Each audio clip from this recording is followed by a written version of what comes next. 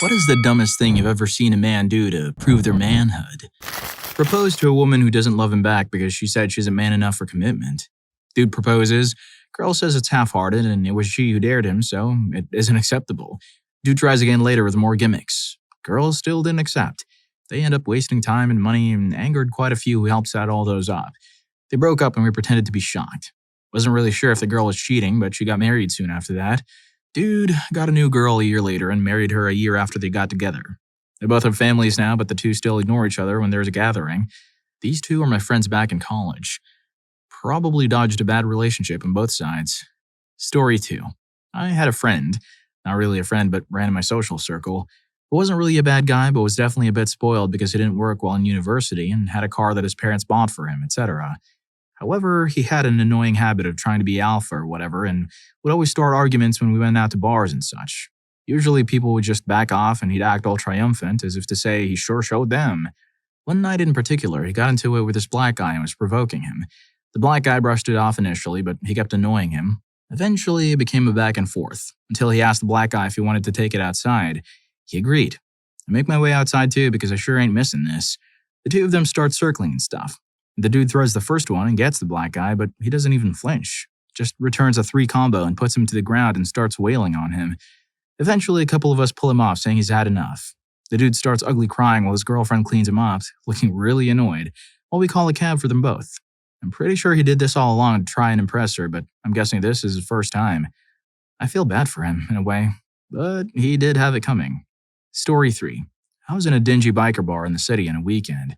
I was a crusty punk kid, so I liked the atmosphere, but mostly kept to myself. There were 3 of these middle-aged, rough-looking biker dudes that came in a short time after me and also sat at the bar. They never made much of any noise and just watched the game on the TV. After about an hour, these 2 frat boys and a couple girls wandered in, totally out of their element. They were already pretty sauced and looked to have found the place by accident. The alpha one started barking at the bartender chick for drinks and basically was just an all-around being noisy. He caught me staring them down and both of them got in my face. I wasn't trying to get in trouble by myself, so I just said whatever. Feeling pretty smug, the alpha started going at the old biker guys, just making fun of their jackets, asking them stupid questions. The bikers didn't say anything or even look at the guy, which aggravated him even more. So he'd make sure to bump into them or say something nasty every time he went to the bar for a drink. After about 90 minutes of this, the frat girls got bored and they decided to head out. As soon as they reached the door, the 3 bikers stand up and walk out. Knowing something was going down, I trailed. When I got outside, I saw the beta male and girls running down the street, but not the alpha. That's when I heard him down the alley behind the bar. 2 of the bikers each held up one leg so the guy was hovering upside down. The 3rd biker was squatting down, just going to town. For whatever reason, my spine grew a bit too big and I yelled at them to stop and he'd had enough. The bikers dropped the dude and walked to their bikes and drive off. I remember telling the bartender to call the ambulance and I went outside to help. Next time I went to that bar, the waitress told me that Alpha came in weeks later to apologize and get his card, that he had a brand new set of teeth along with some new scars. Story 4. There was a dude on my bus. Can't remember if he was middle or high school. The same bus took both. Who was being obnoxious and for some reason I don't remember, did something unimaginable. I was sick of him and threw a mostly full water bottle at him. And despite the fact that I've never been a very accurate thrower, and I wasn't then either, I aimed for his chest, I hit him right in the Johnson. He went down like a blow-up yard Santa on New Year's Day. I felt both kind of bad for him and that he kind of was asking for something like it to happen. Oddly, even though he was a major schmuck, he never held it against me. Not sure if I was immune to him being a schmuck to me because I helped him with his literature homework or he just figured he deserved it. But while he would get angry with a lot of people, he never did with me. Story 5. Got someone pregnant to prove to his ex that he wasn't the cause of their miscarriage. The brother of my friend, who we're going to call Mark, got his ex-girlfriend pregnant, but they lost the baby. The ex-girlfriend, we're going to call her Kate, got hysterical and blamed Mark saying he was infertile or the one who was unhealthy because their doctor actually told him that Mark might have complications. Fast forward to a lot of toxic arguments and cheating instances. They broke up and Mark, within a few months of seeing his new girl, Jane, got her pregnant. They immediately got married and had the baby. Now, in less than a year of being husband and wife, Jane caught Mark checking in a motel with Kate and as usual, arguments happened. Blaming, pinpointing, etc. The juicy part is, Kate tweeted about what happened, saying that she and Mark had some unfinished business. Now, the only thing Jane could think of was they only had the baby so Mark could prove to Kate that he wasn't the cause of the miscarriage.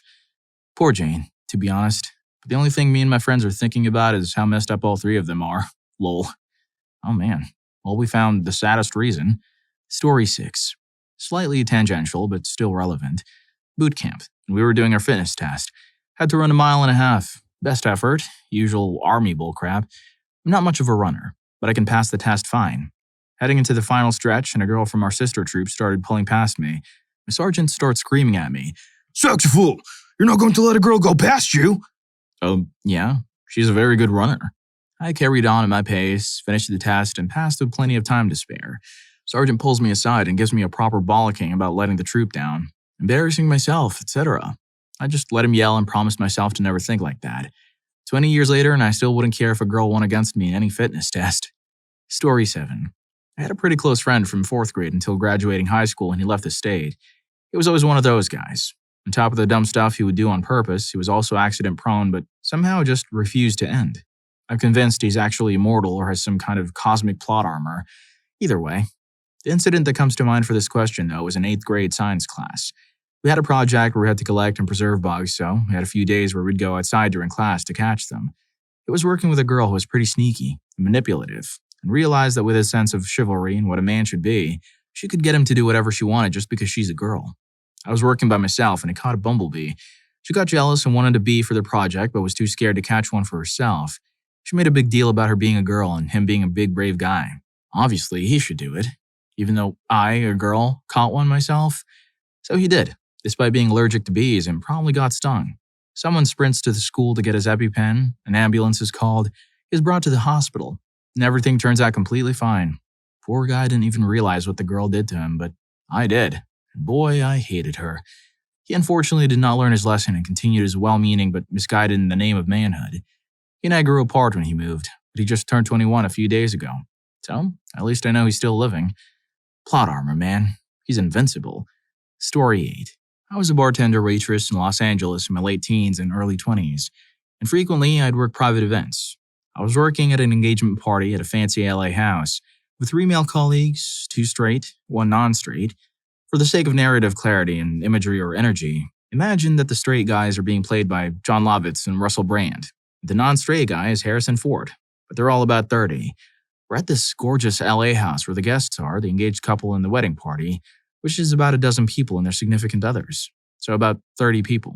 All of them are Hollywood beautiful, but unusually nice for Hollywood beautiful people. John and Russell are making drinks in the patio. They have a long-standing rivalry where they both want to be the alpha male and constantly talk bad about the other under the guise of banter, generally while flipping glasses around and making fun of the other's hair or hairline or manliness while making drinks. Russell's banter is that he likes to run his hand through his hair and declare himself to be all that is man, which is a health code violation, but whatever.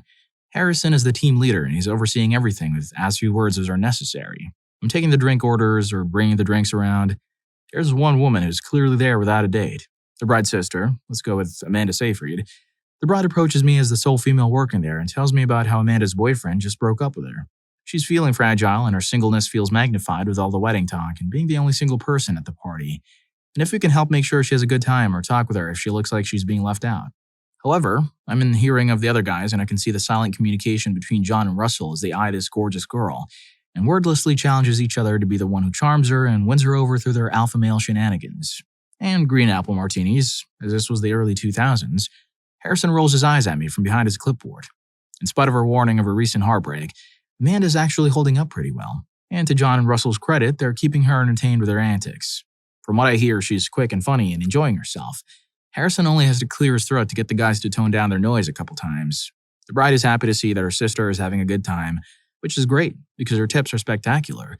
Her booking time comes to an end. Party winds down, guests are leaving. Amanda is still chatting with John and Russell at the bar. Bride and groom are super chill. The party, super chill. And the bride makes a point to discreetly thank us for taking good care of her sister. Amanda actually helps us break down the bar and load it into the van so she can continue to chat with us. The bride invites us to stay and hang out off the clock, which is a huge no-no, and Harrison is about to say as much. But then the groom mentions the game room. Harrison, in spite of his seriousness, has a deep love of arcades. And he's immediately drawn into it when the groom mentions some kind of pinball machine. The groom leads us to the game room, which has arcade games, pinball, and a pool table. Harrison is instantly entranced by the pinball machine, and he and the groom talk about its intricacies and history in terms I don't understand. John and Russell start making challenging eyes at each other over the pool table and it's on. They both start with bragging to Amanda about this one was the best pool player at university and the other learned in real bars and not some dumb university. I'm not into pinball or the pool table theatrics, so I called a friend whom I'm supposed to meet up with to see if she can pick me up. John and Russell's game starts to drop the pretense of being friendly ribbing to entertain Amanda. They don't really notice Amanda at all, and she drifts uncomfortably back to the pinball machine and suddenly becomes very interested in it. I get on the phone to direct my friend to the house when I hear surprised gurgling. And there's Harrison, eyes wide, arms outstretched, and fingers curled in a I'm not touching anything position. And there's Amanda, on tiptoe, hands on either side of Harrison's face, her own face into his as she kisses him like it's the final New Year's Eve of all time. I tell Harrison a ride is here, even though he drove the van and will have to drive it again. And I wait painfully outside as he tells Amanda she's quite a pretty girl, but he has a girlfriend, so as not to further embarrass her. Harrison then comes outside with me under the guise of going with me, and as he tells me the next day, hides in the van waiting for John and Russell to notice that, number one, Amanda is no longer interested, and number two, Amanda is now miserably sitting by the pool while her sister comforts her. Shortly thereafter, the groom had John and Russell out because they were being too competitive in the game room. Harrison told me he made them sit in silence in the van with a credible threat of abandoning them on the side of the freeway if they dared continue to argue. Our comment card was not so good. Story 9. When my friends and I were in high school, we would say goodbye at the end of the day with a fist bump. One guy would always wind up really far and try to bump my fist as hard as he could. Of course, it would hurt. And he'd laugh and go, "Oh, did that hurt you?" Generally, he'd pull this behavior in front of girls he was trying to impress. Who would not be impressed? One such instance was when us guys were out with a group of girls at night. A homeless guy got upset that we wouldn't give him money and threatened us. It was a situation in which we could just walk away and there was enough distance that he was not a threat. This guy went into need to impress girls mode and tried to proclaim his martial arts experience. Confidently marched over there and tried to take the weapon from the homeless guy before one of the girls grabbed him and said it was okay. Another such case. We were in college studying at an all-night coffee shop late at night, and he said he'd order me a coffee, and I said I don't want coffee this late, but I'd take a steamed milk. He feigned laughter at such a drink for a man and said I had to come up when I ordered it. So we got up to the cashier to order it, and he says, "You'll have steamed milk." All while he was trying to force laughter to let the female cashier know he thought it was ridiculous. And she shrugged and said, "Oh, okay. Any flavoring?" Story 10. When I was a lifeguard, I would always see teenage boys trying to show off to some set of girls. The outdoor pool I worked at had a high dive, so I would sit back and watch the stupidity play out. I remember one kid that was annoying the girls he was hanging out with, but his friends, if they were that, two were trying to be some alpha. Anyway, cue the famous last words. "Watch me do some flips off the high dive." I see this guy do 2 front flips, but he was not able to get all the way around to go and feet first. Basically, he landed horizontal in the water, on his back. That is pretty much like landing on the ground. I literally heard everyone at the pool give a big ooh as this bozo hits the water. The kid comes up and he's trying to hold it in. I see the lower lip trembling. As he gets out, his whole backside is beet red. The best part of it was when some mom asked the kid, "Are you all right?" The kid nods slowly and he's okay. "Same, Mom." "Well, I'm sure that knocked some of the stupidity out of you." Story 11. Work night shift as a clerk, and this guy in line starts shouting at some old man just trying to buy some medicine. The schmuck threatens the old man, while continuing to throw words at him. I step in and try calmly asking him what the problem was, while another clerk helped out the old man. The schmuck claimed that the old man looked at his girl, not stared at nor even called her anything. It was as if he thought he was being tough for being irrational. I asked him if he was really so insecure about some guy glancing in his girl's direction that he'd embarrass her like that.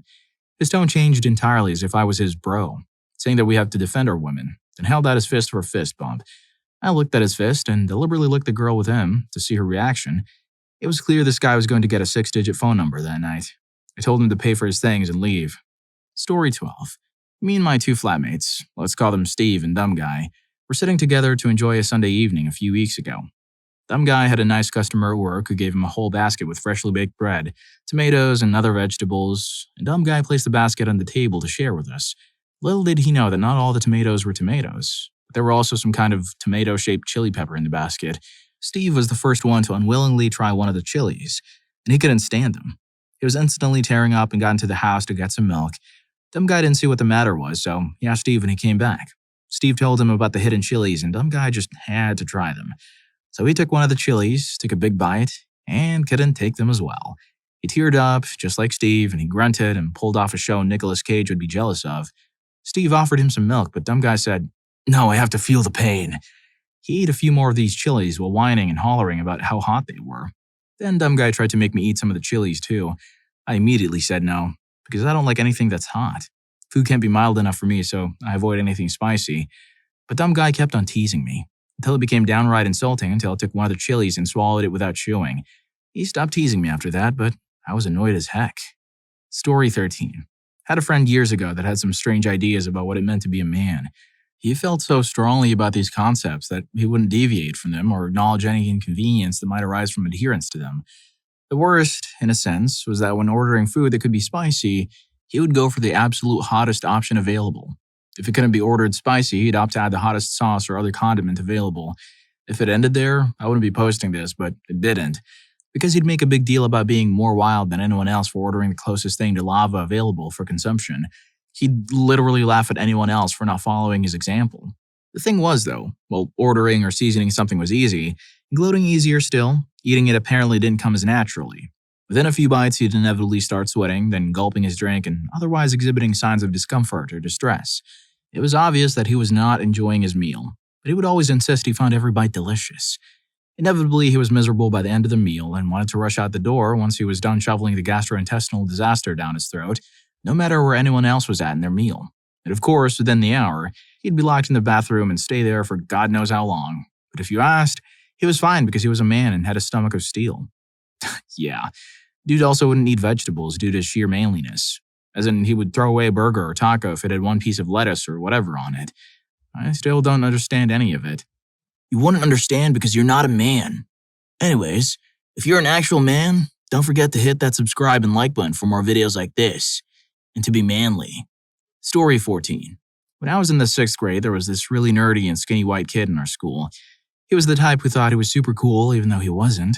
He would do things like bump into people on purpose, trying to act all tough and manly like he was bigger and stronger than everyone else. But he was really just a small kid, probably in the 4th or 5th grade. There was this popular kid in our school too. He was huge, like 6'4" and had 200 pounds of almost pure muscle. He was in the 7th grade, so he was much older and bigger than the nerdy kid. One day, the nerdy kid decided he was going to be really manly and hurt the popular kid. Everyone thought he would chicken out at the last second. So we all turned away, expecting him to run back and make up some silly excuse for why he couldn't do it. But to our surprise, we heard it. When we turned back, the popular kid had a red mark on his face. The nerdy kid looked at us like he had just won a prize or something. He turned around to walk away, thinking he'd gone away with it. But that's not what happened. The popular kid didn't just let it slide. He gave the nerdy kid a counter. So, that's the story of what happened when the nerdy kid tried to act tough for the popular kid. It didn't end well for him. Wow, that nerdy kid must have had a lot of courage or maybe just didn't think things through. Such a risky move. Story 15. Years ago, I was at a bar with a girl I was dating and her friend. There was this short guy there, maybe about 5'5", with a small frame and a shaved head. He was being really loud and obnoxious, trying to be funny and butting into everyone's conversations. I'm a pretty big dude, and the girls I was with are both around 5'10" or 5'11", so we were all wondering who this guy was, trying to act like he was the alpha when it clearly wasn't working. We were talking outside in the patio when it started to rain. My coat zipper was stuck, and I was trying to zip it up because I was getting frustrated. The whole time I was doing this, the short guy was insulting me, trying to be funny and talking to the girls I was with. I ignored him and told him to back off, like 4 or 5 times. The girls were uncomfortable and told him to leave us alone. I was getting really mad. And then he said something stupid and gave me a little push. That's when I grabbed him. I could see in his little baby face that he realized he should probably behave sometimes.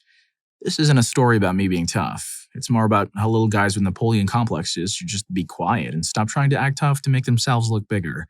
Being nice will get you a lot further. No one really cares about your height until you start acting like a schmuck. Story 16. At my bachelor party, we decided to order some food. We chose Papa John's. They always include those little pepperoncini peppers with the order. Now you have to understand, we're a group of Midwestern guys who think mayo is spicy. We had been up all night drinking and playing poker, so we were pretty hungry. One of my friends took a small bite of one of the peppers and said, "Ooh, these are spicy." For some reason, I felt the need to challenge him. I looked him straight in the eye and said, "Spicy? Those aren't spicy." Without thinking, I grabbed a whole pepper, popped it into my mouth, and started chewing. Instantly, my mouth was on fire. The pepper was so juicy and spicy that I could barely handle it. I tried to keep a straight face while I chewed, but inside, I was panicking. The room got really quiet, which was unusual since we had been talking and laughing all night. After what felt like forever, one of my other friends said, "You can put it out. You've made your point." With tears streaming down my face, I ran to the trash can to put out the pepper and then turned on the sink full blast to drink some water. My friends were laughing so hard they could barely breathe. When I went back to the table, I tried to eat some pizza, but my mouth was still burning from that pepper. I kept eating and drinking, trying to cool down the inferno in my mouth. But those guys, they thought it would be funny to squeeze the remaining peppers onto the pizza I had on my plate. We all had a good laugh about it. It was a memorable moment from my bachelor party, that's for sure. Story 17. I was in a really crowded bar one night, and as I was making my way through the crowd, I walked past a girl I knew. I said hi to her and squeezed by to keep moving. A couple of steps later, I felt a hand on my shoulder. I turned around and there was some guy, her boyfriend, getting in my face and asking why I pushed his girl. I told him I didn't push anyone and asked who his girl was. He pointed to the girl I knew. She looked concerned. I explained that she was my friend and laughed it off, thinking it was a misunderstanding. But he was really angry and kept insisting that I pushed her. Just then she came over and tried to calm things down, saying, "Hey, he's fine, I know him," over and over. But he wasn't having it. He turned to her and said, "Shut up!" Now I was really hammered, but I wasn't going to harm a guy just for insulting his girlfriend. That's their problem, I thought. But then he just hurt her. I couldn't believe it. Without thinking, I did the same to him, but I was so hammered that I missed and got him in the cheek instead. He went down and I followed. The bouncers showed up and pulled me off him. One of the bouncers, who was actually a friend of mine, didn't realize it was me and gave me one to get me to stop. They pulled me away, but no one grabbed the other guy, so he was just standing there smiling at me. I told the bouncers I was cool and would calm down, so they let me go. As soon as they did, I hurt again. After that, they dragged us both outside. We started going at it in the street and the cops were on their way. My buddy pulled the guy off me and told me to get out of there quickly. I did, heading to another, quieter bar. Later that night, the girl called me and apologized. She said her boyfriend was trying to be protective and also said she wanted to meet up. I told her to forget it and had a few more drinks with my friends. He ended up losing her and got banned from that bar for good. The moral of the story is that trying to pick something with some random guy for no reason and then hurting your girlfriend doesn't make you look tough. It just makes you look like a schmuck. Story 18. I was the guy in this situation. I'd volunteered to help a female friend who I had a bit of a crush on, moving some furniture into her new place. When I showed up, I realized I was the only one who had offered to help. There were two other guys there as well. Being men, we naturally started to compete with each other to see who could move the most furniture at once. As we got closer to finishing the job, there was this small dresser left. With all the testosterone-fueled competitiveness, I looked at it and thought, oh, I can totally do this by myself. Despite her protests and the other guys offering to help, I insisted on doing it alone. Long story short, I managed to get the dresser up to her place and move it into position, but it wasn't without a cost. I ended up with back problems that I had never had before. And to make matters worse, I didn't really see her much after that day, so all that showing off was for nothing in the end. Story 19. Whenever I went over to his place for a barbecue, he would spend an hour bragging about how much he loved meat and spicy food. It was like he was trying to convince everyone that he was some kind of barbecue expert. But the food wasn't even good, it was just cooked, unseasoned meat that he ate with spicy sauces. He acted like he was a culinary genius, but it was really nothing special. I guess some guys feel like they need to cling to anything to prove how manly they are. It would be one thing if the food was actually good, but it wasn't. And to make it worse, he's one of my brothers. I remember another time when a brother tried to make fun of me because a male friend from work left me a complimenting message. I simply said, I honestly don't think any of the men in our family really have a right to brag about how manly they are. Honestly, I find the whole dynamic weird. The idea of having to prove and defend your manhood so much seems kind of stupid. If you need to prove it that badly, you're probably not all that manly in the first place. Story 20. Last year during gym class, we were in the weight room, and I got into an argument with this guy. He was a skinny dude, but he had a bit of muscle on him. He kept telling me he could pull 250 pounds in the rowing machine. I didn't believe him, so I told him to prove it. We headed up to the weight room and he sat down at the rowing machine. He started with a few warm-up pulls at 50 pounds and then he shifted the weight to 250 pounds. He grabbed the handle and yanked on it as hard as he could. The weight barely moved, going up only an inch or an inch and a half before it slammed back down with a huge clang. When it went down, I yanked him back really hard and he went forward uncontrollably. He hurt his head in the machine and got messed up. It was a mess. He ended up with a sore back and a headache. And I learned not to doubt people's claims about their strength, no matter how unlikely they seem. Story 21. One time our school organized a trip to Normandy, specifically to Omaha Beach. It was a place steeped in history and we were all excited to visit. However, things took a turn when one of my not-so-bright friends made a bet with another equally dim-witted friend. The bet was to climb over the ledge from the top of the cliffs to a landing on the side of the beach. So, my friend, let's call him Buddy, decided to go through with it. He lowered himself over the edge of this 100-foot cliff and started to descend.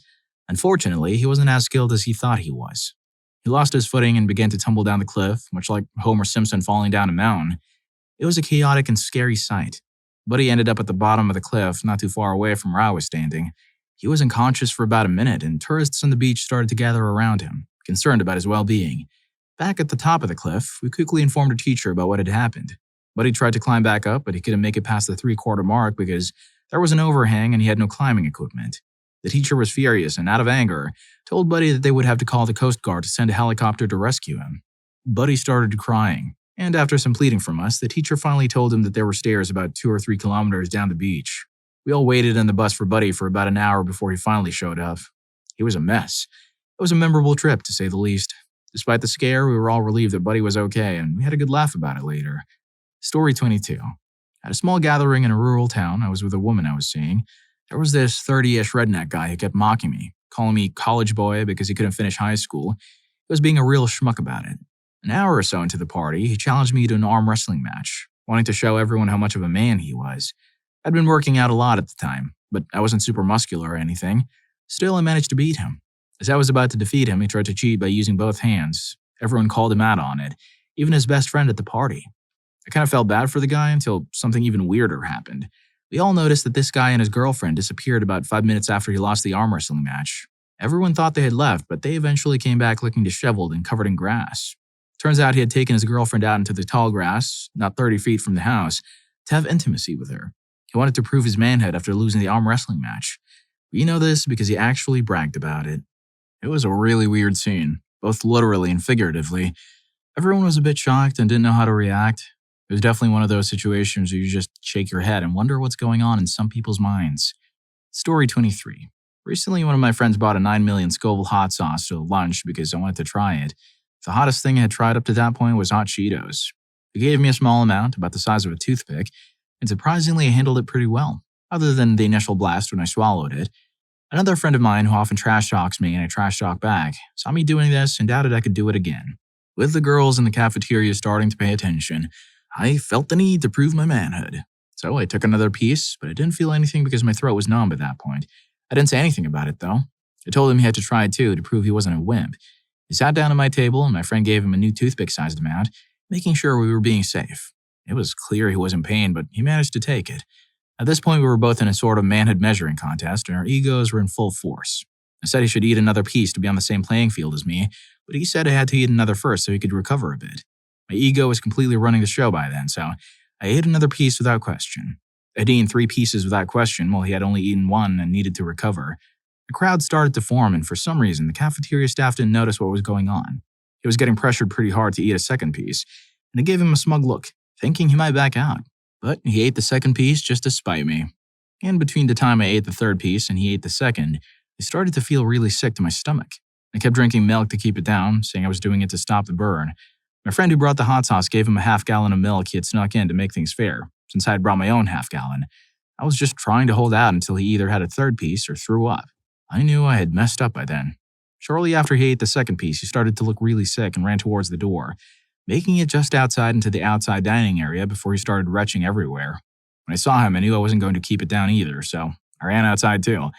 I made it outside and started retching up in the outside dining area as well. We both walked over to the grass away from the cafeteria and were retching up for a solid 5 minutes.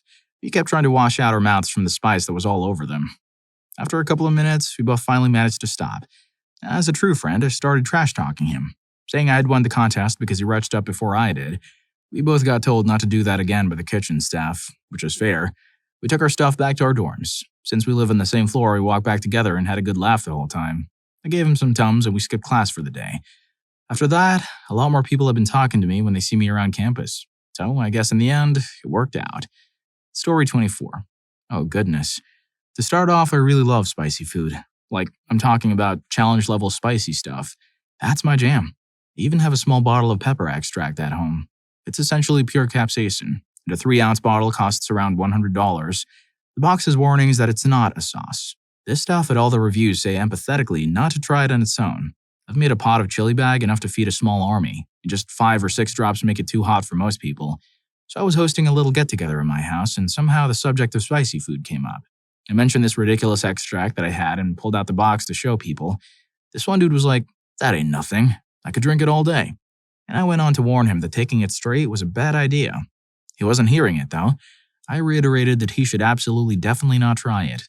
But he had in mind to, so I was like, whatever, I'm going out for a smoke. He did the thing and came out a few seconds later saying, "Bro, I told you that ain't nothing to me." And I just waited. Within 30 seconds, he was sweating and trying to make sense of the world. He took his shirt off and was just sitting there shaking and in pain. It took every ounce of self-control I possessed not to have a massive told you so moment.